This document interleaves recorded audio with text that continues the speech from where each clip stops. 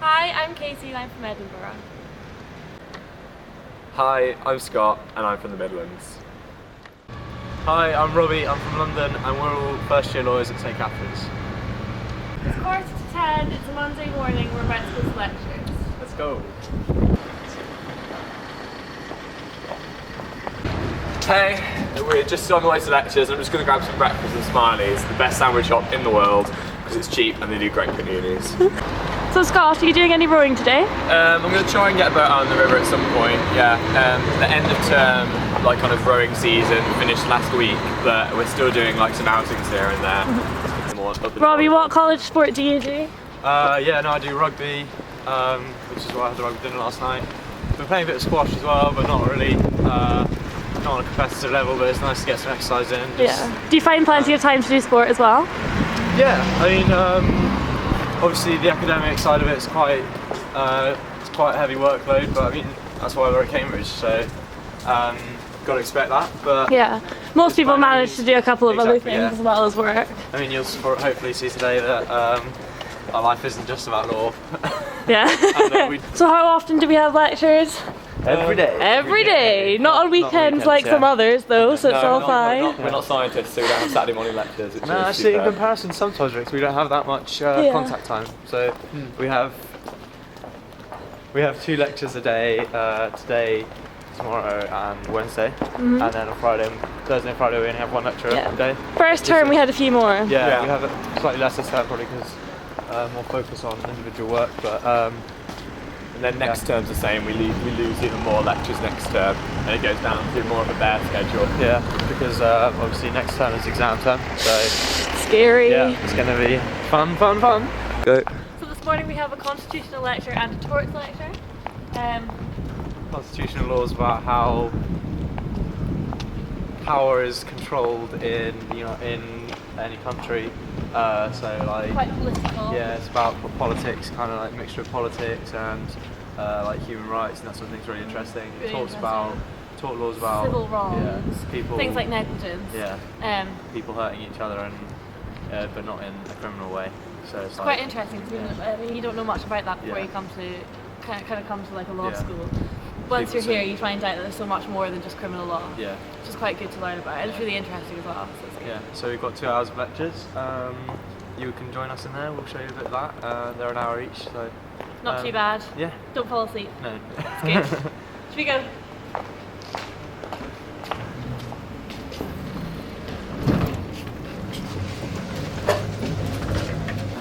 I've just found Sarah Beth, she's just come into the faculty. She's a 3rd year lawyer at CATS and she's my college grandma. So family time. Family time. So yeah, we all get a mum and a dad who like kind of look after you. They're in the year above you, and then they equally had a mum and dad in the 3rd year. So we have like quite a college bond.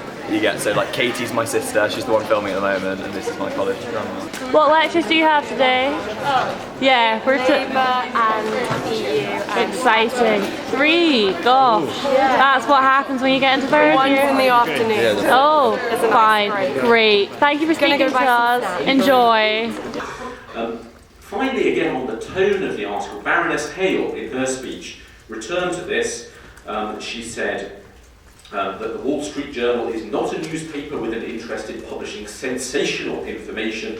It is a gravely serious paper. Indeed, some might find it seriously dull. We need more such serious journalism in this country, and defamation law should encourage rather than discourage it. Now, Lord Justice Sedley has commented on this in a later case and said, surely Baroness Hale cannot have meant that the Reynolds defence is a prize for bland journalism. So this is the difficulty, I think, in focusing on the tone. Is it sensational?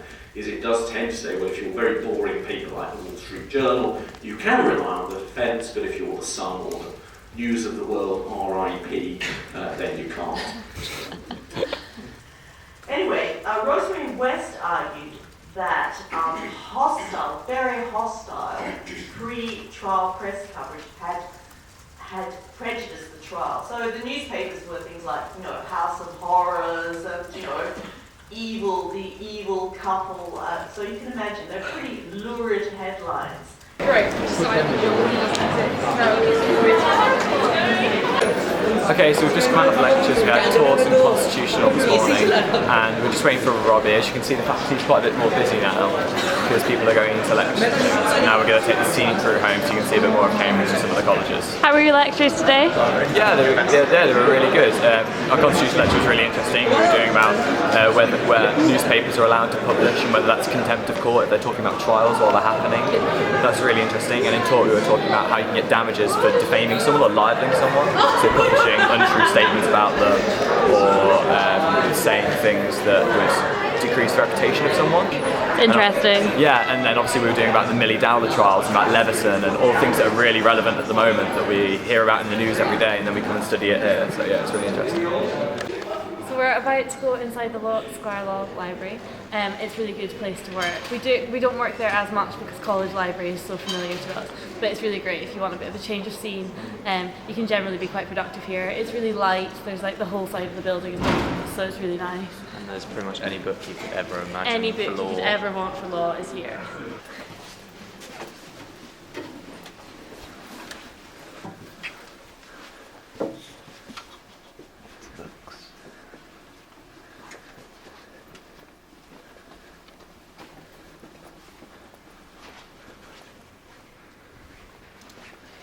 It's another beautiful day in Cambridge. I feel like I'm at home with the snow. This is unusual, but hopefully it'll lie and make all the colleges look really pretty.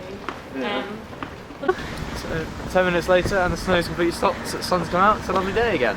Classic Cambridge fashion, the weather is up and down. Yeah. But we're just going to have a wander past the University Library now so you can see it. It's one of the only copyright libraries in the country. It's only 3. So what does a copyright library mean? It means that it's got a copy of every book ever published in the UK. Which is pretty cool. Which is pretty damn cool. Oh. Hey, so here's the UL. It's absolutely massive. Loads of researchers and academics from around the world come and use this place, so you kind of bump into the strange people that you've seen off the TV doing academic shows. That's quite cool.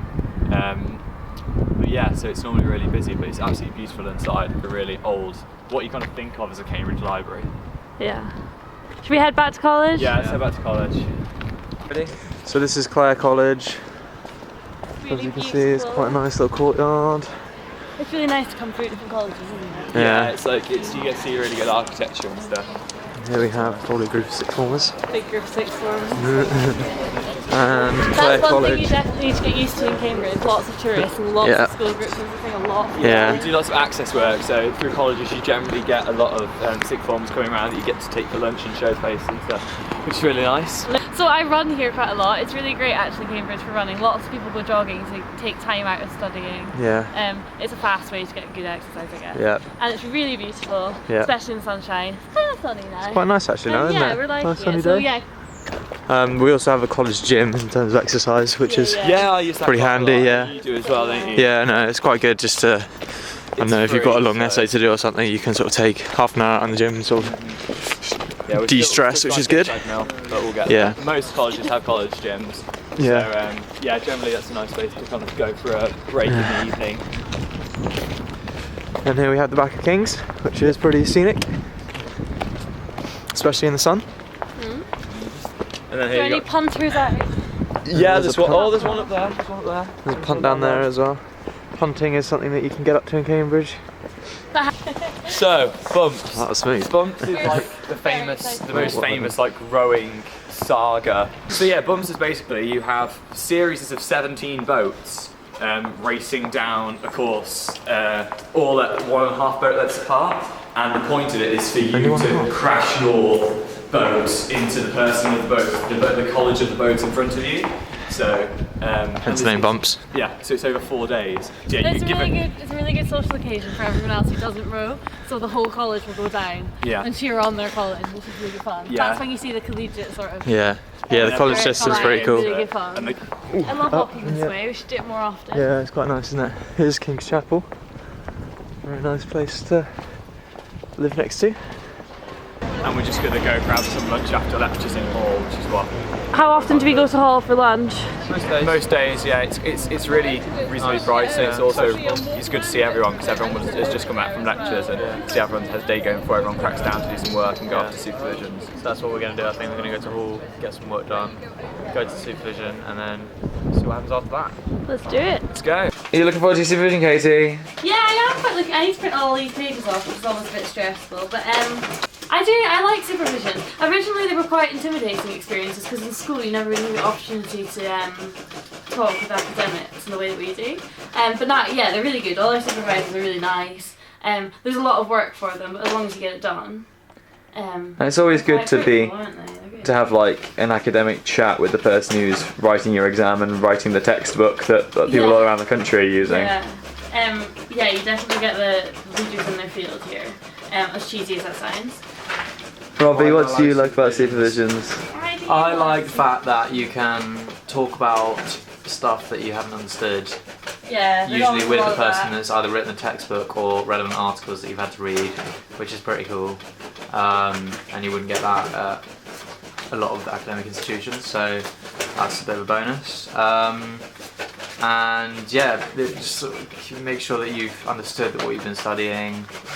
It is good because it keeps you in check and makes sure that you do the work. It challenges you as well. They always ask you challenging questions. Yeah, usually when you go in, you think you know the topic, and turns out you might have missed something in small, like maybe a small detail, might be something a bit more big. But either way, they're usually quite understanding if you've done the work. When you've done the work, then they will be happy to help. But if you it's haven't cool done the work, as well. We get to go to different colleges. Understandably, we get to go to different colleges. Our supervision today is at Jesus College, which is a cycle right away. Now I'm ready. The file is ready. Good. We're ready to talk about criminal law. It's going to be great. Okay, so it's 5 minutes until our supervision. We've cycled to Jesus. We are now here. So we'll make our way to Dr. Stark's room and get on with our supervision. Well, if we just start off then by defining self-defense. So can anyone give me a definition of self-defense in one sentence, please? One sentence. One sentence. Use the use of reasonable force to defend oneself in circumstances when when someone's using force against you. Yep. So when someone is using force against us, what do we say about our force in return? It has to be reasonable. It has to be reasonable and also necessary. Necessary, absolutely. So if we want to sort of condense that down, we'd say a necessary and proportionate response to a threat. Okay? I mean, they've started to go further now. So that proposal that I gave you, which is about household attacks. So you wake up in the middle of the night and you think someone's in your house. What do the government want you to be able to use in those circumstances? Force that isn't grossly disproportionate. So we can use disproportionate force. Yeah. Okay. What did you think of that proposal? It seems... Might be popular. It'll be popular among households, but then it's kind of... There's a problem with sort of it infringing the rights of the burglar. If you're allowed to just use any force, that means you can kind of... Like, what's to say that you can't sort of kill them if that's not considered grossly, and that's maybe like the issue with the violation of life, kind of the right to life. Okay, so you're thinking of Fiona Leverick's argument there, okay? So why does she think English self-defence law is incompatible with Article 2 of the European Convention on Human Rights? Yep. So we just had our supervision with Dr. Stark. How did it go? Yeah, it was good actually. Really well. Clarified quite a lot of things, I think. Yeah, I thought so. Some shops, Heifers, it's the bookshop that we all get our books from at the start of term. As you can see, the streets are quite narrow and they're also really busy here on the weekends and stuff. It's quite nice. We finished our Dr. Stark supervision in criminal at Jesus earlier, which these guys both had their supervisions before us. And then so we've had Hall and eaten, and now we've just come for a drink, just chat through how everyone's been and catch up on the day. And in law essays, written tasks, you get either a conventional essay asking you a question like blah blah blah, discuss. Is the law relating to negligence good enough? Yeah, discuss. Or you get a whole convoluted legal issue that you have to solve where you have to apply the law, and it's can be quite difficult at times. Definitely I don't have a personal preference between essays and problem questions, I don't think, depending on the subject really. I think problem questions are slightly aesthetic and it's more like practical. Yeah, I suppose. Yeah. Yeah. If it's sort of like if you know the law, you can do it. Yeah. Essays are good. It's just a question of finding out what the law is. Think about why the law is like it isn't, whether it should be. So you end up criticising the law, which is good. It's good for your understanding as a law student of why people should criminalise things or why people should be liable to each other. But it's also quite difficult because you're criticising something that's clearly based in good rationale. It's just maybe not quite good enough, really. Yeah. But it's really satisfying when you get to the end of a problem question and you've managed to dismiss liability and find liability to different things, and you realise the practical applications of the degree you're studying, and that's like obviously really fulfilling. Ensuring that you're going to be doing a career at the end of this, and you can see yourself travelling towards that goal and doing things that you will be doing in practice. Common errors in English with a, an, and the. Number 1. Do not use a or an with plural or uncountable nouns. For example, a fact is correct because fact is singular, but you can't say a facts because facts is plural. An information and an advice are also incorrect because information and advice are uncountable nouns. However, you can say a piece of information or a piece of advice. Don't say a pants, a glasses, or a scissors. You need to say a pair of pants, a pair of glasses, and a pair of scissors. Rice, butter, and ice are also uncountable, so you can't use the word a, but you can say a grain of rice, a stick of butter, and an ice cube. Number 2. Whether you use a or an follows the sound, not the letter of the next word. For example, we say a uniform because uniform starts with a y sound, but an umbrella because umbrella starts with an a sound, a vowel sound. We say a hat because hat starts with an h sound, but in the word hour, the h is silent, so we say an hour.